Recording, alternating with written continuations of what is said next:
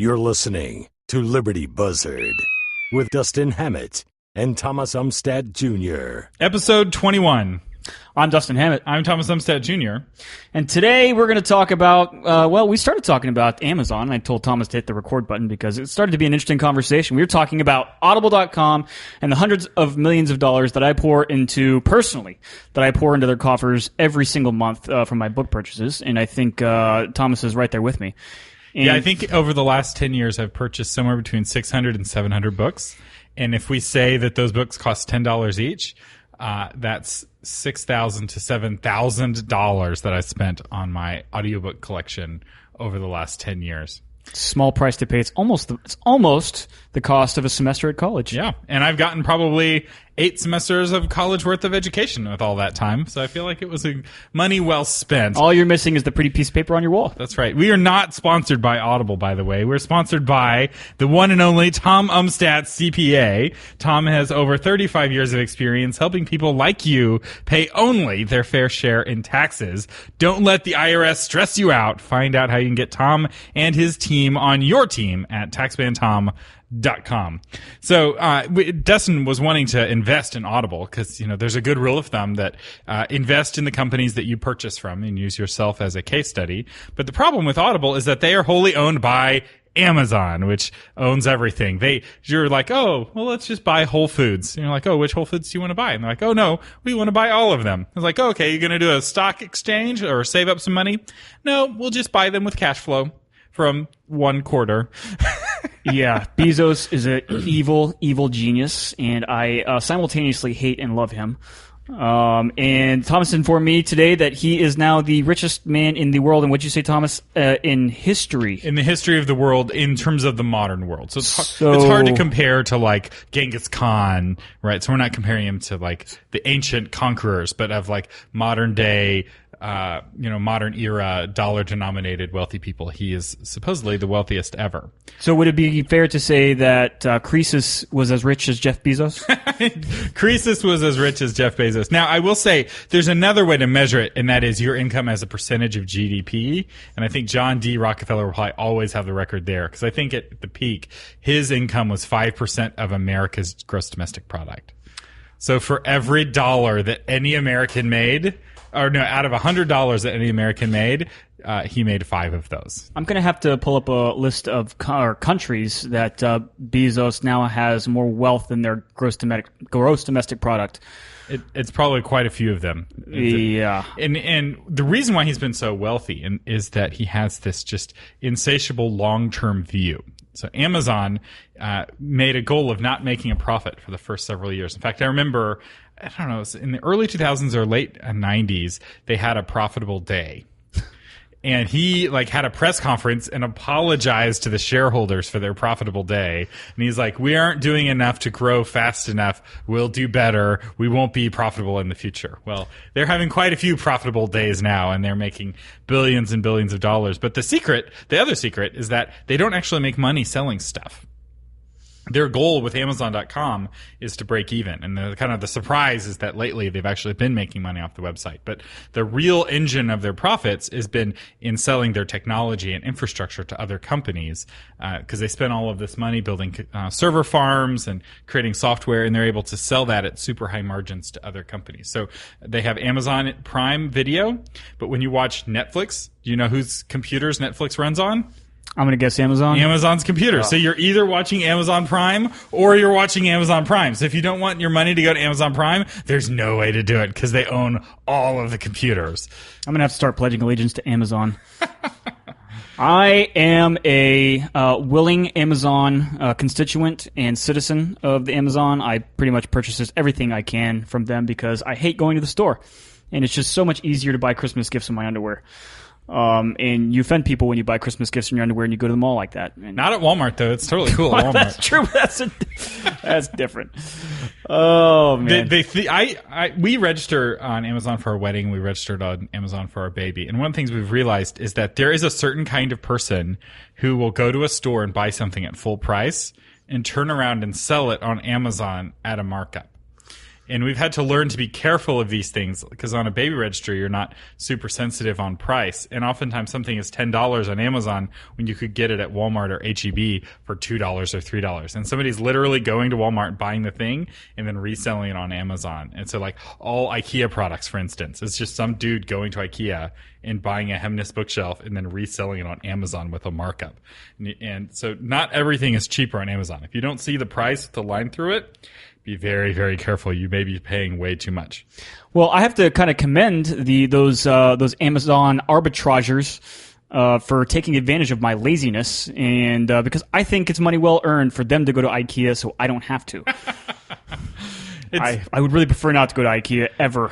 I hate that store. Going to IKEA is kind of like the medieval gauntlet that knights would run, where like if you could survive it, you'd marry the princess, but if you don't survive it, you're dead, right? It's like, but it's not just that in terms of like energy and working your way through the maze. It's also that in terms of like surviving with your marriage. So for you get us, a meatball at the end. A key part of our pre-marriage counseling with my wife and I is that while we were engaged, we went to IKEA and we had like a fight in every section. It was incredible. And we were stronger for it by the end. Our engagement survived IKEA, and it was the IKEA challenge. It's kind of like the Tide Pod challenge, but the IKEA challenge. Can you go to IKEA with your significant other and come out still together?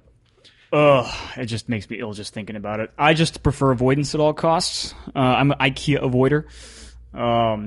Speaking of avoider, I've been avoiding Twitter a little bit more lately because its addictive qualities are just insane. So you hashtag walked away from Twitter? I hashtag partially walked away on some days, and I'm not so good on other days. But I was looking on the old Twitter verse the other day, and I saw that old James Gunn, who is the director of Guardians of the Galaxy, was fired by Disney for old nasty quotes that he wrote. I probably even haven't read them, but apparently the conservative commentator, what's his name, Chernovich, resurfaced a bunch of old sophomoric tweets that he tweeted and brought him to the front, and Disney fired him for that. And it's an interesting age we live in. I tell my kids that we no longer live in an era where you can do something stupid and get past it, especially if you do it online. If you do something stupid online, it's going to live with you for the rest of your days. And it's a really interesting time we live in. It's almost like there is no anonymity largely anymore, especially in the United States of America. It's, I think, why kids these days aren't on Twitter and aren't on Facebook. Instead, they use Snapchat, where everything disappears after a period of time. So Snapchat like goes in and deletes all your stuff after a day or two. But does it really disappear? Well, it I don't know, man. Maybe the NSA keeps a copy, but it's not publicly available. So if like some regular person was trying to like attack you, they go to your Snapchat, they only see the last 24 hours of your Snapchat. Whereas you can dig back on somebody's tweets. You know, I've been on Twitter for 10 years now, and who knows what I tweeted back in the day. I certainly haven't looked at those tweets. I shudder to think. At Thomas Umstadt, by the way, if any of you want to see some of Thomas's old tweets, maybe you can blackmail me. There may be some money. We're actually filming in front of a live studio audience, and one of our audience members is raising his hand. You don't have a microphone. Yeah.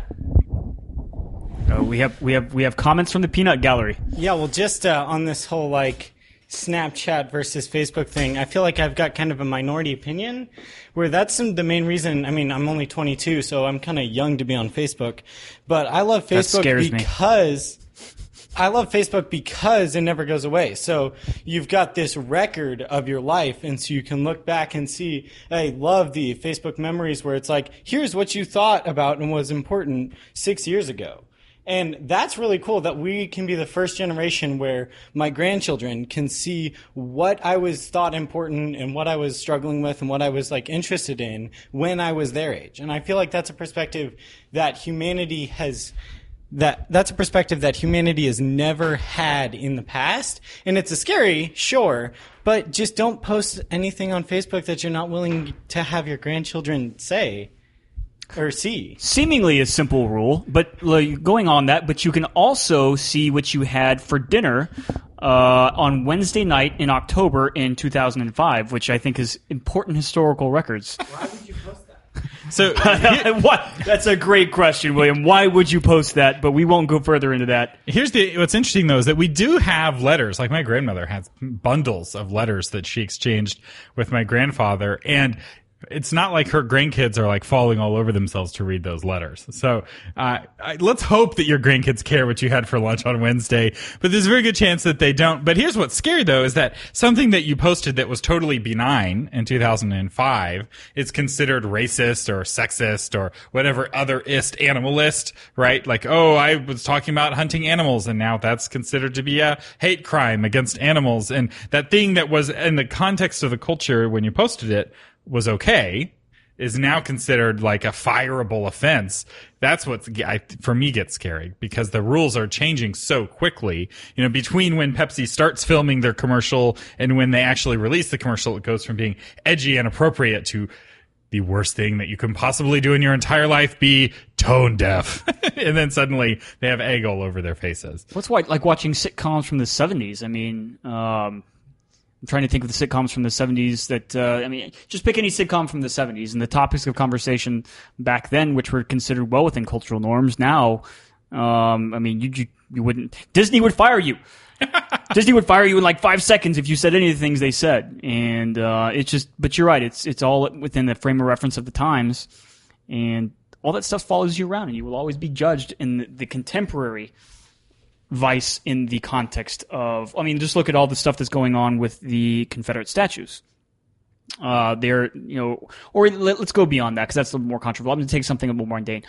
The statues and the memorabilia of the founding fathers of our nation, some of whom were slaveholders, and in the context of the times, they were perfectly legitimate moral men. In the context of today's time, they're just terrible, terrible people because of what they did. So it's not an easy conversation, definitely. One of the things that's made me sad is that with the Confederate statue taking down, which, to be fair, most of those were put up in the 1920s or 1950s as a protest to equal rights. So it's not like they were really built to celebrate Confederates. But with the pushback, the Six Flags of Texas have been taken down everywhere. And what's sad is that not only do they take down the Confederate flag, but they also take down the French flag and the Mexican flag and the Spanish flag and the Texas flag. So often they'll just fly 6 American flags over Texas. And a lot of people don't realize that Six Flags, the amusement park, is based off the Six Flags over Texas. That were the 6 different countries that ruled over Texas. And can I just say, they were all terrible? Like, France was awful. Like, as a country, they are the worst. They conquered people, they killed people, they enslaved people, they guillotined people. They were awful. In Made Mexico, people eat frog legs. their food, in Mexico, not great. Spain, really terrible. Like, they, genocided whole countries. And yet it's the Confederates only. Like, every country has a bad history, right? The American flag, the Americans had slaves, Texans had slaves, all 6 flags, have bad things in their history. Now, you could argue that the Confederate flag didn't have anything good, right? So, like, the Spanish did good things too. The French did good things too. What good did the Confederacy do? I was reading some notes of a ancestor of mine who was in Texas during the Confederacy and was complaining about what a terrible government the Confederates ran, and he was a merchant. He's just trying to mind his own business. He voted against the Confederacy, Texas joining the Confederacy. In fact, he wrote an op-ed in what was the proto version of the Austin-American Statesman about why we shouldn't join the Confederacy. And he was complaining about how no one had any civil liberties, and if you said the wrong thing, you could get lynched, and all the good men were away at the war, and it was all a bunch of scalawags who were running the government. And I was like, well, gosh, this is a different perspective on the Confederacy than I've seen before. And it was like, what good did they do? So maybe that's an argument, but it does make me sad because that is our history. We haven't been a state forever.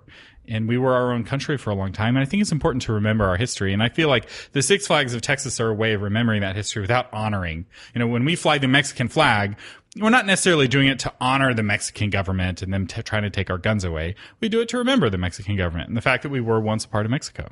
I think as someone who studies a lot of history, I think what bothers me the most is the fact that people, it seems, I'm going to make a grand generalization here, but it seems that people want to forget history, which is absolutely the worst thing to do.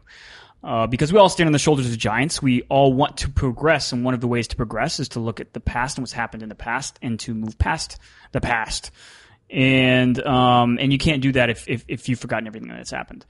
I understand the arguments behind a lot of what the opposing parties is saying with removing Confederate statues, et cetera, et cetera, et cetera. But I think you can go a bridge too far. I recently heard Thomas, and I have to go to the internet to confirm this, that novels like Uncle Tom's Cabin, which was hugely important to the Free the Slaves movement around the Civil War time, as well as some more contemporary writings. I'm drawing a blank right now, like that have some themes that are spoken of and some language that are spoken of that in the speech as it was at the time, which we now consider offensive. And they're completely being removed from the education system in the United States of America, which I think is a very, very dangerous thing to do. And I think as someone who really appreciates history, and I look at and I speak to a lot of people today who have no clue about anything about history, it scares me. It really does scare me about, I know Jimmy Kimmel and all those types, they love to do as a shtick where they go out and they interview people and they only show the dumbest ones where they ask them a very simple historical question. But still, I think if a majority of Americans today had to take a basic citizenship test, I wonder how many would actually pass that test. If people could actually name the 10 amendments of the Bill of Rights, or if they even know what the Bill of Rights are. That stuff scares me, because if you don't have a foundation in history, and if you don't have a foundation of what our country is built off of, how can you expect improvement? That's right. And Tom Sawyer and Huckleberry Finn are also being edited out. And the Mark Twain. And books. often because it uses, language that we now see to be offensive. And I think that this is, if you're trying to if there's a word that's offensive, the way to get rid of it is not to ban it, because that gives the word power. We as Americans are really good at taking offensive slurs and turning them around. So calling somebody a Yankee was once seen as a terrible insult. So a Yankee Doodle was an idiot dandy.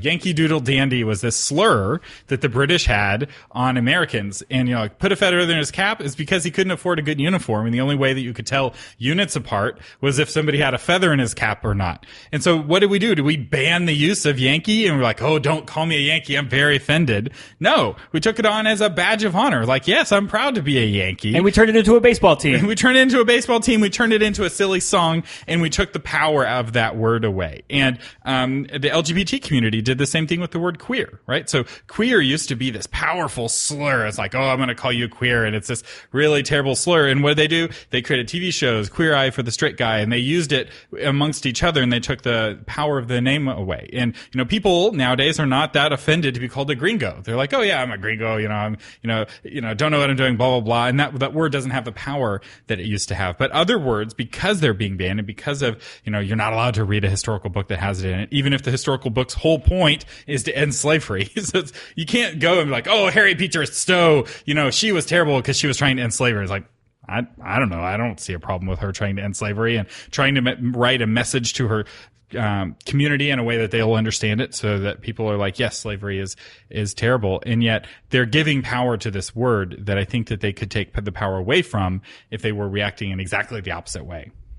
I try not to engage too much in hyperbole, but I see what's happening in our education system today in removing provocative thought and discussions about things that are provocative from our education system. I feel like we are sterilizing our culture. I feel like we are sterilizing our history.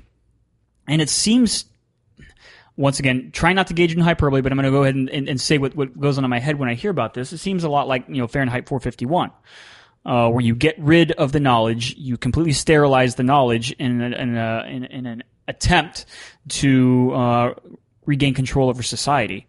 And I think there's a lot of danger there. And that's what I get most concerned with.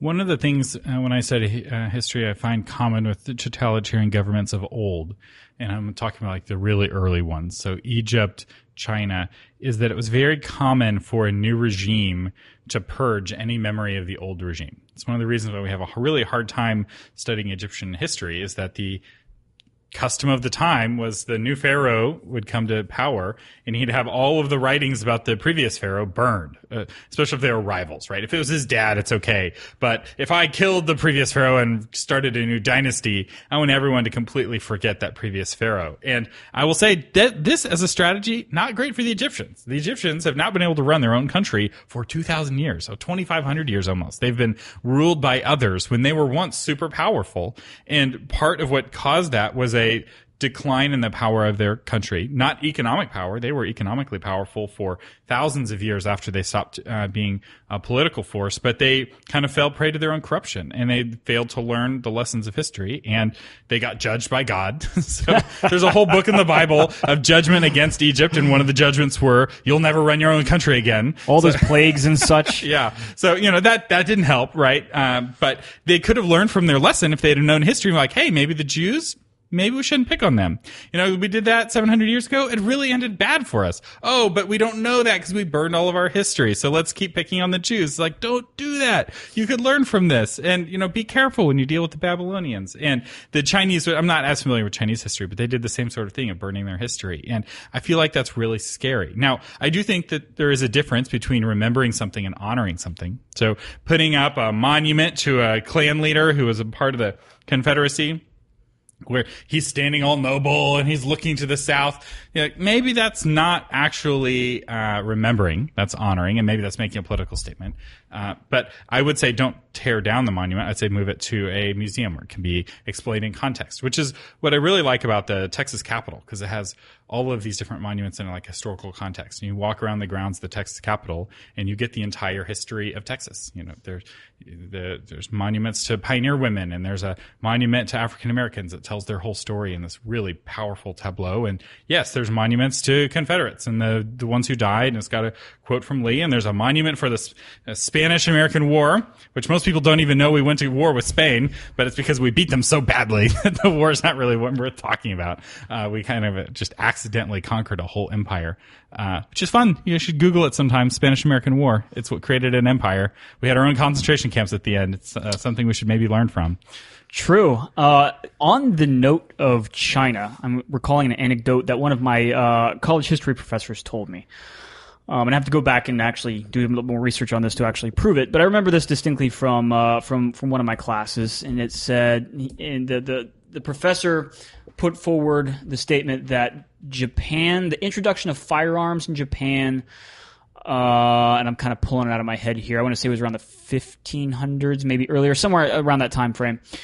Firearms were introduced to Japan from China right around that time. And they were gaining wide acceptance, and the knowledge was gaining a foothold, and all of a sudden there was a great battle. And the samurai and the nobility of Japan started to realize that they were getting slaughtered by a bunch of peasants with firearms, and they didn't like that idea. They liked it a lot better when they sat on their horse and killed all the peasants and had no problem surviving. And so Japan, the nobility and the government of Japan went on a great purge. And they found every firearm, destroyed it. They found every man that knew how to use a firearm and slaughtered them. And any person that had any inherent knowledge of firearms, and they killed them. And they effectively, for hundreds and hundreds of years, wiped out firearms and the knowledge of firearms from their society. And it was the only time that this professor told me that a human race, to his knowledge, actually forgot an invention culturally. And that stuck with me because they did not serve them well in the long term. And obviously, being a military guy, they were subsequently not conquered, but they were... What's the best way to say it? They were subdued. There's a great podcast that just came out for those of you who don't listen to Hardcore History by Daniel Hannan. It's the most popular history podcast, and his most recent episode is specifically about Japan and their history. And it is fascinating because they did exactly that. They kind of insulated themselves. and they didn't have any encounters with any of the, you could almost call them intellectual contagions of the, from about 500 to 2000, there was a major intellectual contagion every 50 to 100 years. You had Enlightenment, you had communism, you had democracy, and Japan got all of them in one generation. So when they finally opened up, they went from being like a medieval feudal system to like a modern powerhouse in one generation. And they didn't have a time to metabolize all of these, we in the West had, 100 years to deal with the Enlightenment, right? Before we had, Protestantism or, before we had communism, right? Like they got them bang, bang, bang. It's kind of like when, we arrived in the New World with, 2 or 3 or 5,000 years of contagions that had swept the Eurasian plateau, right? Somebody sneezes with bubonic plague in China, and 5 years later, somebody's dying of that same bubonic plague in England, but people in the New World didn't get it, and they didn't get smallpox, and they didn't get all of these other sicknesses. And so when somebody comes over, they have, their ancestors spent, centuries building up immunities to these sicknesses that the Native Americans didn't have. And they also didn't have germ theory. So there's often this blaming of the white man because he spread the germs. It's like, they didn't know what germs were. Nobody knew what germs were. They thought it was like spread in the air. Like, oh, I smell a foul smell, and now I'm going to get bubonic plague. Like humors. That's not, humors. Ill we humor. need to bleed you. That's going to make you better. Like, don't blame these people. They had no idea what was going on. But the same thing happened with Japan, and it was very traumatic, right? They didn't know how to handle it, and they became very, very aggressive very quickly, and that literally blew up in their face. Yes, it did. Well, we want to know what you think, so drop us a line, send us an email, or tweet to us. Just make sure it's clean, because, you don't want to be found out later. I'm Dustin Hammett. I'm Thomas Umstattd Jr. And you've been listening to Liberty Buzzard.